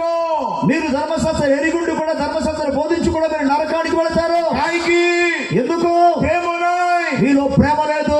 ସମୀରଣୀୟ ମାନଙ୍କୁ ଦେଖ, కానీ సమరణ ఒకసారి చూడండి, ଜଣେ ବିଜାତି ହେଲେ ఒక అన్యుడిగా ఉన్నప్పటికీ ତମ ତାଙ୍କର ସମ୍ପର୍କ ନଥିଲେ మీతో వారికి ఎటువంటి పొత్తు లేకపోయినా ସେ ଦେଖିକି ଦୟାରେ ବିଗଳିତ ହେଲା। ఆయన దయలో కనికరములో కదిలాడు. ତାହାର ନିକଟକୁ ଗଲା, ఆయన దగ్గరికి వెళ్ళాడు. ఆయన ସେ ତାହା ପାଖକୁ ଯାଇ ତୈଳ ଦ୍ରାକ୍ଷାରସ ଲଗାଇଲା, తన దగ్గరికి వెళ్ళి గాయాలను కూడా కడిగేసి ద్రాక్షరసమ నూనెను ఆయన పోసి కట్టాడు. ତାକୁ ନିଜ ଗାଡିରେ ବସାଇଲା, అలాగే తన యొక్క బండి మీద ఆయన ତାକୁ ఎక్కించాడు. ପାନ୍ଥଶାଳାକୁ ନେଇଗଲା, ఆయన పూట కూలి వారి ఇంటికి ତାର తీసుకెళ్ళాడు. ସେବା ଶୁଶ୍ରୂଷା କଲା, ఆయనకి ఆయన సేవ పరిచయం చేశాడు. ପାନ୍ଥଶାଳାର ମାଲିକକୁ ଡାକିଲା, అలాగే ఆయన పూట కూలి వారి యజమాని ତାକୁ పిలిచి 2ଟି ଟଙ୍କା ଦେଲା, తనకు కొంత డబ్బులు ఇచ్చాడు. ତାର ଟ୍ରିଟମେଣ୍ଟ ପାଇଁ ସ୍ପନ୍ସର କଲା, తన చికిత్స కొరకు కావాల్సిన డబ్బులు ఇచ్చాడు. କହିଲା ଯଦି ଅଧିକ ଖର୍ଚ୍ଚ ହୁଏ ఇంకా దీనికంటే ఎక్కువ ఖర్చు అయితే ଫେରିବା ସମୟରେ ଦେବି। నేను తిరిగి వస్తే ఇస్తాను. ପ୍ରଭୁଙ୍କ ଲୋକମାନେ କିଏ ତାର ସେବା କଲା, దేవుని ప్రజలారా ఎవరు అతని సేవ କିଏ చేశారు? ତାର ପ୍ରତିବାସୀ, ఇప్పుడు ఆయనకి ఎవరు పొరుగువాడు? କିଏ ତାର ପ୍ରତିବାସୀ। ఎవరు ఆయనకి పొరుగువాడు? ଯେହେତୁ ତୁମେ ବହୁତ ବାଇବଲ ପଢୁଛ, ఎందుకంటే చాలా ఎక్కువ ଯେହେତୁ బైబిల్ ବହୁତ ରେଫରେନ୍ସ ଜାଣୁଛ, మీకు చాలా రెఫరెన్స్ ఎక్కువ తెలుసు. ନିଜ ଘରେ ଶାଶୁ ବୋଉ ଭାଇ ଭଉଣୀ ଉପରେ ଦୟା ନାହିଁ, సొంత ఇంట్లో ఉన్నాక సొంత అన్న దమ్ముల మధ్య అక్క చెల్లెల మధ్య ఎటువంటి ప్రేమ లేదు. ନିଜ ଭାଇମାନଙ୍କ ଉପରେ ଦୟା ନାହିଁ, సొంత సహోదరుల పట్ల ప్రేమ లేదు. ନିଜ ଲୋକମାନଙ୍କ ଉପରେ ଦୟା ନାହିଁ। సొంత ప్రజల మీద ఎటువంటి దయ లేదు. ଯୀଶୁ ଏଠାରେ କହୁଛନ୍ତି యేసు ఏమంటున్నాడంటే, ତୁମେ ଧାର୍ମିକ ଦେଖାଇ ହଉଛ, ତଥାପି ଅନନ୍ତ ଜୀବନ ପାଇବ ନାହିଁ, ଯେହେତୁ ପ୍ରେମ ନାହିଁ। మీరు నీతిమంతులు కనపరుచుకుంటున్నారు కానీ ప్రేమ లేదు కనుక మీరు నిత్య జీవం పొందలేరు. କିନ୍ତୁ ସମୀରଣୀୟକୁ ଯୀଶୁ ହାଇଲାଇଟ କରୁଛନ୍ତି। అయితే ఈ సమరయుడిని యేసు ప్రభు ఎత్తి చూపిస్తున్నాడు. କାଳକ୍ରମେ ଖାଲି ଯୀଶୁ ହାଇଲାଇଟ କରିନାହାନ୍ତି, ଏହା ସତ୍ୟତା ଥିଲା। ଏହା ସତ କଥା ମଧ୍ୟ ଅଟେ। అది నిజమైన వార్త కూడా. ସମୀରଣୀୟ ମାନଙ୍କ ଭିତରେ ଈଶ୍ୱରଙ୍କ ପ୍ରତି ପ୍ରେମ ଦେଖାଗଲା। ఈ సమరయులలో దేవుని పట్ల ప్రేమ కనబడింది. ଈଶ୍ୱରଙ୍କ ଲୋକମାନଙ୍କ ପ୍ରତି ପ୍ରେମ ଦେଖାଗଲା। దేవుని ప్రజల పట్ల వారిలో ప్రేమ కనబడింది. ଦିନେ ସେମାନେ ଭୁଲ କରୁଥିଲେ। అందేములతో ఒకప్పుడు వాళ్ళు తప్పు చేసిన వారే. ଆମେ ଟିକେ ପୂର୍ବରୁ ପଢିଲୁ 10 ଜଣ କୁଷ୍ଠି ବିଷୟରେ। దానికి పైగా మనం చూసాం 10 మంది కుష్ఠ 10 ଜଣ ଭିତରୁ 9 ଜଣ ଦକ୍ଷିଣାଞ୍ଚଳର, ఈ 10 మందిలో 9 ଜଣେ ଉତ୍ତରାଞ୍ଚଳର, ఒక వ్యక్తి మాత్రం ఉత్తరప్రదేశానికి 10 సంబంధించిన ଜଣ ଯାକ ସୁସ୍ଥ ହେଲେ। ఈ 10 మంది కుష్ఠరోగులు 9 శుద్ధిలయ్యారు. ଜଣର ହୃଦୟରେ କୃତଜ୍ଞତା ନାହିଁ। ఈ 9 హృదయంలో కృతజ్ఞత లేదు.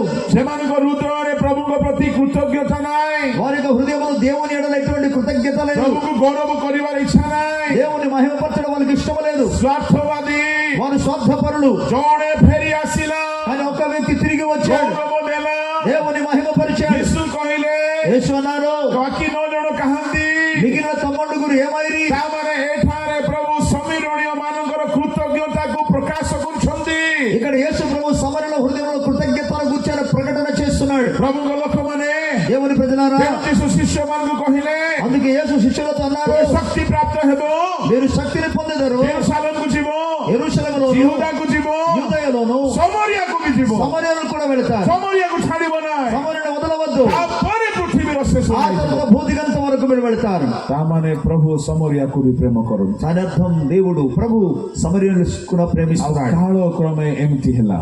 కాబట్టి కాలానుసారంగా ఏం జరిగిందంటే, ଜଣେ ଉତ୍ତମ ସମୀରଣୀୟ ବୋଲି ବାଇବଲରେ ସ୍ଥାନ ପାଇଲେ। బైబిల్ గ్రంథంలో ఆయన మంచి సమరయుడు అని అతనికి పేరు పెట్టబడింది. ଫାରୁସି ଦକ୍ଷିଣାଞ୍ଚଳର ଜିହୁଦୀ ମାନଙ୍କୁ ସର୍ପ ବୋଲି କହିଲେ। ఈ ఫరిసీ, మీరు గమనించండి, దక్షిణ ప్రాంతానికి సంబంధించిన యూదులకేమో మీరు పరిచయాల శాస్త్రం మీరు సర్ప సంతానం అన్నాడు. ଉତ୍ତରାଞ୍ଚଳର ଜିହୁଦୀ ମାନଙ୍କୁ ଉତ୍ତମ ସମୀରଣୀୟ ବୋଲି କହିଲେ। ఇప్పుడు ఆ ఉత్తరప్రదేశానికి సంబంధించిన యూదులేమో మంచి సమరుడు అని పేరు పెట్టాడు. ଆଉ ପ୍ରଭୁଙ୍କ ଲୋକମାନେ, కాబట్టి దేవుని ప్రజలారా, ମୁଁ ଆପଣମାନଙ୍କୁ କହିବା ପାଇଁ ଚାହେଁ, నేను మీకు ఏం చెప్పబోతున్నానంటే, ସେ ଉତ୍ତମ ସମୀରଣୀୟ, ఆయన మంచి సమరయుడు. ସେ ତାହାକୁ ଦୟା ଦେଖାଇଲା, ఆయన తన పట్ల దయను చూపించాడు, ତାର ସେବା କଲା। ఆయన తన సేవ చేశాడు. ଯୀଶୁ କହିଲେ, యేసు ప్రభు అన్నారు, ତୁମେ ବି ସେହି ପ୍ରକାର କର, మీరు కూడా అలాగు చేయుడి, ତୁମେ ବି ସେହି ପ୍ରକାର କର। మీరును అలాగు చేయుడి. ମୁଁ ଆପଣମାନଙ୍କୁ କହିବା ପାଇଁ ଚାହେଁ, నేను మీకు ఏం చెప్పబోతున్నానంటే, ଆପଣ କି ସେ ପ୍ରକାର କରୁଛନ୍ତି? మీరు అలాగు କିଏ చేస్తున్నారు. କିଏ ବହୁତ ଉପବାସ କରନ୍ତି, కొంతమంది ఎక్కువ ఉపవాసం ବହୁତ ఉంటారు, ବାଇବଲ ପଢନ୍ତି, ఎక్కువ బైబిల్ చదువుతారు, ବହୁତ ଗୀର୍ଜା ପ୍ରାର୍ଥନା କରନ୍ତି, అలాగే ఎక్కువ ప్రార్థనలు కూడికలకి వెళ్తారు. ବହୁତ ଟଙ୍କା ଥାଇକି ମଧ୍ୟ ନିଜ ଲୋକକୁ ଟିକେ ଦିଅନ୍ତି ନାହିଁ। ఎక్కువ డబ్బులు ఉన్నా సరే వాళ్ళని సొంత ప్రజలకి ఏమి సాయం ନିଜ ଲୋକ చేయరు. ମରିବା ଉପରେ ଥିଲେ ମଧ୍ୟ ତାକୁ పଚାରନ୍ତି ନାହିଁ। సొంత జనులు చావు సిద్ధమున్నా సరే ఏమాత్రం పలకరించారు. ଆପଣ ବାଇବଲ ପଢିକି ବି ନରକ ଚାଲିଯିବେ। ప్రియులారా, అలాగైతే మీరు బైబిల్ చదివి కూడా నరకానికి ଅନନ୍ତ వెళ్తారు. ଜୀବନର ଅଧିକାରୀ ହେବା ପାଇଁ ହେଲେ ପ୍ରେମ କରିବାକୁ ପଡିବ। నిత్య జీవనకు వారసులు కావాలంటే మీరు ప్రేమ చూపించవలసినది. ଆଉ ପ୍ରଭୁଙ୍କ ଲୋକମାନେ ପ୍ରତିବାସୀକୁ ପ୍ରେମ କରିବାକୁ ପଡିବ। ప్రియమైన దేవుని బిడ్డలారా, మీరు మీ పొరుగు వారిని ప్రేమించవలే ఉన్నారు. ପ୍ରତିବାସୀ କିଏ? ఎవరి పొరుగువాడు? ଆମେ କଣ କରୁଛୁ? మనం ఏం చేస్తున్నామంటే, ଆମକୁ ଯିଏ ଚାହା ପିଆଉଛି ଆମେ ତାକୁ ଚାହା ପିଆଉଛୁ। ఎవరైతే మనకు తాగడానికి టీ ఇస్తారో వాళ్ళకి మనం తిరిగి టీ ఇస్తాం. ଆମକୁ ଯିଏ ଜଳଖିଆ ଦିଏ ଆମେ ତାକୁ ଜଳଖିଆ ଖୁଆଉଛୁ। ఎవరైతే మనకు టిఫిన్ ఇస్తారో మనం తిరిగి ఇటువంటి మనం టిఫిన్ ఇస్తాం. ଆମକୁ ଯିଏ ପ୍ରେମ କରେ ଆମେ ତାହାକୁ ପ୍ରେମ କରୁଛୁ। ఎవరైతే మమ్మల్ని ప్రేమిస్తారో మనం తిరిగి వాడిని ప్రేమిస్తాం. ଏଇଟା ଆମର ଲାଭ ଆଉ ସ୍ୱାର୍ଥର କଥା। ఇవన్నీ కూడా మనకు స్వార్థంతో కూడిన లాభం కోసం ତାହା చేసే ପ୍ରେମ పనులు. ନାହିଁ। అందులో ప్రేమ లేదు. ସିଏ ଦେବ ନାହିଁ ତ ଆମେ ଦେବୁ ନାହିଁ। ఆయన ఎవరో మనం ఇవ్వం. ଏଇଟା ଋଣ ସୁଝା ସୁଝି ଏକ୍ସଚେଞ୍ଜ ଚାଲିଛି। ఏంటి ఇది? రుణాలు అసలు తీసుకోవడం తీర్చడం, అది ఎలా జరుగుతుంది? ସିଏ ଦେଲା କି ଯେ ମୁଁ ଦେବି ବୋଲି କହୁଛି। ఆయన ఇచ్చారా మేము ఇవ్వడానికి అంటున్నాను. ପ୍ରେମ କଣ ଜାଣିଛନ୍ତି? ప్రేమ అంటే ఏంటి తెలుసా? ଜଣେ ଅସହାୟ ଲୋକକୁ ఒక నిస్సహాయ స్థితిలో ఉన్న వ్యక్తి, ଘରେ ହଉ ବାହାରେ ହେଉ, అది ఇంట్లో కావచ్చు, బయట కావచ్చు, ମଣ୍ଡଳୀରେ ହଉ, ଫ୍ୟାମିଲିରେ ହେଉ, సంఘములో కావచ్చు, కుటుంబంలో ଯାହା కావచ్చు, ଠାରୁ ଆପଣ ଫେରି ପାଇବେ ନାହିଁ, ఎవరైతే మీరు తిరిగి పొందుకోలేరు, ଯିଏକି ଆପଣଙ୍କୁ ଫେରାଇବ ନାହିଁ, ఎవరైతే మీకు తిరిగి ఇవ్వలేడు, ଯାହା ସହିତ ଆପଣଙ୍କର ପୂର୍ବରୁ ଭେଟ ଘାଟ ନାହିଁ, ఇంతకు మునుపు ఎవరితో అయితే మీరు ఎప్పుడు ଯଦି కలుసుకోలేదు, ଭେଟ ଘାଟ ବି ହେଇଅଛି, ସେ ଅସହାୟ ଯଦି ଅଛି, ఒకవేళ కలిసి ఉన్నా సరే అతను నిస్సహాయ స్థితిలో ଆପଣ ఉంటే ନିଃସ୍ୱାର୍ଥ ଭାବରେ ସାହାଯ୍ୟ କରିବେ। మీరు స్వార్థ రహితులుగా ఆ వ్యక్తికి సాయం చేయాలి. ମନେ ରଖିବେ, କଲା ପରେ జ్ఞాపకం చేసుకోండి, ఒకవేళ సహాయం చేస్తే ଆପଣ ଦୟା କଲେ మీరు దయ చూపితే, କିନ୍ତୁ ଗୋଟିଏ ବିଷୟ ମନେ ରଖିବେ, కానీ ఒక విషయం జ్ఞాపకం చేసుకోండి, ଦୟା କଲା ପରେ ସେ ଦୟାର କଥା କେଉଁଠି ବି କହିବେ ନାହିଁ। ఒక్కసారి మీరు దయ చూపించిన తర్వాత దానిని గురించి ఎవరితో చెప్పవద్దు। ଯଦି ଆପଣ କହିଦେଲେ ఒకవేళ మీరు చెప్పేశారు అనుకోండి, ଆପଣଙ୍କର ସେ କର୍ମ ବେକାର ହେଇଯିବ। మీరు చేసిన ఆ క్రియ అంతా కూడా నిష్ఫలం అయిపోతుంది। ଫାରୁସି କାହିଁକି ଆଜ୍ଞା ଅଗ୍ରାହ ହେଲା? ଲୁକ 18 ଅଧ୍ୟାୟ 10, 11, 12ରେ లూకాసు 18, 10, 11 వచనంలో పరిసయుడు ఎందుకు ସେ తృణీకరించబడ్డాడు? କହିବାକୁ ଲାଗିଲା, ఆయన చెప్పడం మొదలు పెట్టాడు, ଆପଣ ଯାହା ବି କରନ୍ତୁ మీరు ఏమి చేసినా ମୁଖରେ କୁହନ୍ତୁ ନାହିଁ, నోటితో చెప్పవద్దు, ପ୍ରଭୁ ତାହାକୁ ଦେଖୁଛନ୍ତି, ఎందుకనగా దేవుడు దాన్ని ଆପଣଙ୍କୁ చూస్తున్నాడు। ପୁରସ୍କାର ଦେବେ। ఆయన మీకు బహుమానం ఇస్తాడు। ଆପଣ ବାମ ହାତରେ ଦେଉଛନ୍ତି, మీరు ఒకవేళ కుడి చేతితో ଦକ୍ଷିଣ ఇస్తే ହାତ ନ ଜାଣୁ మీ యొక్క ఎడమ చేయి తెలియకూడదు। ଆପଣ କାହାରି ସାହାଯ୍ୟ କରୁଛନ୍ତି, మీరు ఎవరికైనా సాయం చేస్తున్నారా? ଆପଣ ଆଦୌ କାହାକୁ କହିବେ ନାହିଁ। ఎన్నడూ ఇతరులకు చెప్పకూడదు। ବହୁତ ସାବଧାନ ହୁଅନ୍ତୁ చాలా జాగ్రత్తగా ఉండాలి। ପ୍ରଭୁଙ୍କ ଲୋକମାନେ। దేవుని ప్రజలారా, କେହି ପାଳକ ମାନଙ୍କୁ ଟିକେ ଦାନ ଦିଅନ୍ତି, కొంతమంది దైవజనులకు కొంత కానుకలు ఇస్తారు, ତାପରେ କହି ବୁଲନ୍ତି, ఆ తర్వాత చెప్పుకొని తిరుగుతారు, ଆମେ ପରା ପୋଷୁଛୁ ପାଷ୍ଟରକୁ ବୋଲି। మేమే కదా పాస్టర్ గారిని పెంచుతున్నాము। ସାବଧାନ, జాగ్రత్త, ଆପଣ ସବୁ ହରାଇ ଦେବେ। మీరు అన్ని పోగొట్టుకుంటారు। ଆପଣ ଯାହାରିକୁ ବି ଦୟା କରନ୍ତି మీరు ఎవరి పట్ల అయినా సరే ସେ దయ କଥାକୁ చూపినా ଭୁଲି ଯାଆନ୍ତୁ, అది మర్చిపోండి। କହିଲେ ତାହା ଆପଣଙ୍କୁ ଅନନ୍ତ ଜୀବନର ଅଧିକାରୀ କରାଇବ। అది మీకు నిత్య జీవ పొందుకోవడానికి అవకాశం కలిగిస్తుంది। ପ୍ରଭୁଙ୍କ ଲୋକମାନେ, దేవుని ప్రజలారా, ଏଠାରେ ସେ ପ୍ରତିବାସୀକୁ ఆత్మతుల్య ప్రేమ କରିବା କଥା ଶିଖିଲା, ఇక్కడ ఆయన పొరుగు వాడిని తనంతట తాను ప్రేమించినట్టుగా నేర్పిస్తున్నాడు। ଈଶ୍ୱରଙ୍କୁ ପ୍ରେମ କରିବା କଥା ଶିଖି ନାହିଁ। అయితే దేవుని ప్రేమించడం నేర్చుకోలేదు। ଈଶ୍ୱରଙ୍କୁ ପ୍ରେମ କରିବା କଣ ଅଟେ? దేవుని ప్రేమించడం అనగా ఏంటి? ମୋର ସମୟ ଏଠାରେ ସମାପ୍ତ ହେଉଅଛି, నా సమయం ఇప్పటికే ముగించబోతుంది, ତେଣୁ ମୁଁ ଆଉ ସବୁ କଥା କହିପାରୁନାହିଁ। కనుక నేను అన్ని చెప్పలేకపోతున్నా। କିନ୍ତୁ ଆପଣମାନେ ଚାହିଁଲେ ତାହା ବିଭିନ୍ନ ସୋସିଆଲ ମିଡିଆରୁ ପାଇପାରିବେ। అయితే మీకు కావాలంటే రకరకాల సోషల్ మీడియా ద్వారా మీరు పొందగలరు। ଈଶ୍ୱରଙ୍କୁ ପ୍ରେମ କରିବା ନିହାତି ଆବଶ୍ୟକ। దేవుణ్ణి ప్రేమించడం అది ఎంతో అత్యవసరం అని ଆପଣ ଜାଣିଛନ୍ତି, మీకు తెలుసు। ଈଶ୍ୱରଙ୍କୁ ସମସ୍ତ ଶକ୍ତି ସହିତ ପ୍ରେମ କର। దేవుణ్ణి నీ పూర్ణ శక్తితో ప్రేమింపవలెను। ଏ କଥା କହିବି ନା ସେ ସମୀରଣୀୟର ଆତ୍ମିକ କଥା କହିବି, ମୁଁ ବି ବୁଝିପାରୁନାହିଁ। ఇప్పుడు ఏ వాక్యం చెప్పాలో నాకు అర్థం కాని పరిస్థితిలో ఉంది। ନାଇଁ, ମୁଁ ଆଉ କିଛି କହିବେ ନାହିଁ, ୟା ପରବର୍ତ୍ତୀ ବକ୍ତାଙ୍କୁ କହିବାକୁ ଦେବି। లేకపోతే ఏం చెప్పకుండా ఇంకా రాబోతున్న ఈ యొక్క ବାକି ప్రసంగానికి అవకాశం ସମୟ లేదు। ଆପଣମାନେ ବାକି ବିଷୟକୁ ବୁଝିବା ପାଇଁ ଆପଣମାନେ ସୋସିଆଲ ମିଡିଆରେ ଆମକୁ ଫଲୋ କରିପାରନ୍ତି। మిగిలిన విషయాలన్నీ కూడా సోషల్ మీడియాలో మీరు తెలుసుకోవడానికి ప్రయత్నం చేయండి। 5 ମିନିଟରେ ମୁଁ ସାରୁଛି। 5 నిమిషాలు నేను ముగిస్తాను। କଣ ତାହା ଅଟେ? అదేంటంటే, ଏ ଉତ୍ତମ ସମୀରଣୀୟ କିଏ ଅଟନ୍ତି? ఈ యొక్క మంచి సమరయుడు ఎవరు? ଏ ଦରମରା ଅବସ୍ଥାରେ ପଡିଥିବା ଲୋକ କିଏ ଅଟେ? ఈ యొక్క చావు సిద్ధంలో ఉన్న వ్యక్తి ఎవరు? କିଏ ତାହାକୁ ଦରମରା కଲା? ఎవరు ఆయన్ని చావు కొట్టాడు? ଲେବୀୟ ମାନେ ତାକୁ ଦୟା କଲେ ନାହିଁ। లేవీయులు అతన్ని దయ ମୁଁ చూపలేకపోయారు। ଏପର୍ଯ୍ୟନ୍ତ ତାହାକୁ ଶାରୀରିକ ଭାବରେ ବୁଝାଇଲି, ఇప్పటి వరకు లోకరీతిగా మీకు ତାହାର తెలియజేశాను। ଆତ୍ମିକ ଭାବକୁ ଟିକେ କହୁଛି ଶୁଣନ୍ତୁ। దానికి ఆత్మీయ అర్థాలు ఒకసారి చెప్తున్నారు వినండి। ଏଇ ଲୋକ ଜିରୁସାଲମରୁ ଜିରିହୋକୁ ଯାଉଥିଲା। ఈ వ్యక్తి యెరూషలేము నుండి యెరికోకు వెళుతున్నాడు। ପ୍ରଭୁଙ୍କ ଲୋକମାନେ ଡକାୟତର ହାବୁଡରେ ପଡିଲା, దేవుని యొక్క బిడ్డలారా, ఆయన యొక్క దొంగ చేతులు చిక్కబడ్డాడు। ଯିଏକି ବସ୍ତ୍ର ଲୁଣ୍ଠନ କଲେ। వారు తమ వస్త్రమును ଏ తీసుకువెళ్ళారు। ଡକାୟତ ଶୟତାନ ଅଟେ। ఈ యొక్క దొంగ సాతానుతో పోల్చబడింది। ଏଦନ ଉଦ୍ୟାନରେ ଆଦମ ହବାଙ୍କ ବସ୍ତ୍ର ଲୁଣ୍ଠନ କଲା। ఎందుకనగా ఏదైనా తోటలో ఆదాము హవ్వల యొక్క వస్త్రాన్ని ఆయన దొంగిలించాడు। ଶୟତାନ ସବୁବେଳେ ଚାହିଁବ କି ଆପଣ ପରିତ୍ରାଣର ବସ୍ତ୍ର ହରାନ୍ତୁ। వీళ్ళారా, ఎల్లప్పుడూ కూడా సాతాను ఉద్దేశం ఏంటంటే మీరు రక్షణ వస్త్రాన్ని పోగొట్టుకోవాలి। ତେଣୁକରି ପ୍ରକାଶିତ ପୁସ୍ତକରେ କୁହାଗଲା, అందుకే ప్రకటన గ్రంథంలో రాయబడినది, ଆମେ ଶୀଘ୍ର ଆସୁଅଛୁ। ఇదిగో నేను త్వరగా వచ్చుచున్నాను। ଆଉ ସେ କହୁଅଛନ୍ତି, ఆయన ఏమంటున్నారంటే, ଜାଗ୍ରତ ରହି ଆପଣ ବସ୍ତ୍ରର ରକ୍ଷା କର। మీరు జాగ్రత్త కలిగి ఉండి మీ వస్త్రములను 16 కాపాడుకోండి। ଅଧ୍ୟାୟ ତାର 15 ପଦରେ, ప్రకటన గ్రంథం 16వ అధ్యాయము 15వ వచనము, ଯେ ଜାଗ୍ରତ ରହି ଆପଣ ବସ୍ତ୍ର ରକ୍ଷା କରେ, ఎవరైతే జాగ్రత్త కలిగి తన ସେ వస్త్రములను ଉଲ୍ଲଙ୍ଘ ହେବ కాపాడుకుంటాడో, ନାହିଁ। ఆయన ఎన్నడూ కూడా దిగంబరి కాడు। ପ୍ରଭୁଙ୍କ ଲୋକମାନେ, ప్రియ దేవుని ప్రజలారా, ଶୟତାନ ଆତ୍ମିକତାକୁ ହରଣ କରେ, సాతానుడు ఆత్మీయ జీవితాన్ని పాడు చేస్తాడు। କିନ୍ତୁ ତାକୁ ସୁରକ୍ଷା ଦେବା ପାଇଁ అయితే దాన్ని మనం కాపాడుకోవడానికి ପ୍ରଚାରକ ବଡ ବଡ ସେବକ ମାନେ ଅଛନ୍ତି, చాలా మంది గొప్ప గొప్ప ప్రసంగికులు దేవుని କିନ୍ତୁ సేవకులు ఉన్నారు। କେହି କିଛି କରୁନାହାନ୍ତି। కానీ ఎవరు ఏ పని చేయటం లేదు। ଶାସ୍ତ୍ରୀ ଫାରୁସୀ ମାନେ ଅଛନ୍ତି, పరిచయాలు శాస్త్రులు ఉన్నారు, କେହି କିଛି ନ କରିବାରୁ వారు ఏమి చేయకపోవడం కారణాన్ని బట్టి ଉତ୍ତମ ସମୀରଣୀୟ ଭାବରେ ଯୀଶୁ ଖ୍ରୀଷ୍ଟ ଆସିଲେ। మంచి సమరయుడుగా యేసు ప్రభు దిగి వచ్చారు। ଆପଣମାନେ ଯୋଉ ଲେବୀୟ ମାନଙ୍କୁ ଦେଖୁଛନ୍ତି, మీరు ఇక్కడ చూసినాక లేవీయులు ୟାର చూస్తే ସ୍କ୍ରିପଚରାଲ କନସେପ୍ଟ ହଉଛି ଓଲ୍ଡ ଟେଷ୍ଟାମେଣ୍ଟ ର ସାଧୁମାନେ। ఆత్మ సంబంధమైన ఒక విషయం ఏంటంటే పాత నిబంధనలో ఉన్నాక భక్తులు ସେମାନେ ମଣିଷର ପତନାବସ୍ଥାକୁ ସଜାଡ଼ିବା ପାଇଁ କିଛି କଲେ ନାହିଁ। వారు ప్రజల యొక్క జీవితాన్ని సరి చేసుకోవడానికి ఏమి చెప్పలేదు। ଖ୍ରୀଷ୍ଟ ଉତ୍ତମ ସମୀରଣୀୟ ହେଇକି ଆସିଲେ। అందుకే యేసు ప్రభు వారు మంచి సమరయుడుగా దిగి ଆଉ వచ్చారు। ସେ ଦରମରା ଅବସ୍ଥା ମାନବ ଜାତିର ସେ ସେବା କଲେ। చావు సిద్ధంలో ఉన్న ఆ యొక్క వ్యక్తిని కాపాడినట్టుగా మానవులందరినీ కూడా ఆయన సేవ ଆଉ చేశాడు। ତାକୁ ନେଇକି ଆସିଲେ କୋଉଠିକୁ? ఎక్కడిని అండి ఆ వ్యక్తిని తీసుకొచ్చారు? ପାନ୍ଥଶାଳା। ఆ యొక్క పూట కూలి వారిని ତାହା ହେଉଛି తీసుకొచ్చారు। ଚର୍ଚ୍ଚ। దాని అర్థము సంఘము। ଯେଉଁଠାରେ ପାନ୍ଥଶାଳାର ରକ୍ଷକକୁ ସେ 2 ମୁଦ୍ରା ଦେଲେ। అక్కడ పందస్థాన యజమానికి 2 రూకలు ఇచ్చాడు। ଏ 2 ମୁଦ୍ରା କଣ ଅଟେ? ఆ 2 రూకలు ఏంటి? ଈଶ୍ୱରଙ୍କ ସେବକ ମାନଙ୍କୁ ଦିଆଯାଇଥିବା ଦାନ ବରଦାନ। అది దేవుని సేవకు ఇవ్వబడిన ఒక కృపావరములు। ଈଶ୍ୱରଙ୍କ ବାକ୍ୟ। అది దేవుని యొక్క వాక్యము। ନିୟମ పురాତନ ନିୟମ। అది కొత్త నిబంధన పాత నిబంధన। ଯାହା ଦ୍ୱାରା ପାନ୍ଥଶାଳାର କର୍ତ୍ତା ମାନେ ତାର ସେବା ଶୁଶ୍ରୂଷା କରିବେ। దాని ద్వారా పూట కూలిన వారు అక్కడ సేవ పరిచయం చేస్తారు। ଯଦି କିଛି ఎక్స్ట్రా ଖର୍ଚ୍ଚ ହେଇଯାଏ, ఒకవేళ ఇంకా ఎక్కువ ఖర్చు అక్కడ ఏమైనా అయితే ଆମର ଉତ୍ତମ ସମୀରଣୀ ଆଉ ଥରେ ବାହୁଡିବେ। మన యొక్క మంచి సమరుడు మరలా తిరిగి వస్తాడు ఆయన। ସେ ବାହୁଡିବା ସମୟରେ ఆయన తిరిగి వచ్చినప్పుడు ଆମେ ଲୋକମାନଙ୍କର ଯତ୍ନ ପାଇଁ ଯାହା ଅଧିକ କରିଛୁ ଆମେ పురస్କାର ପାଇବା।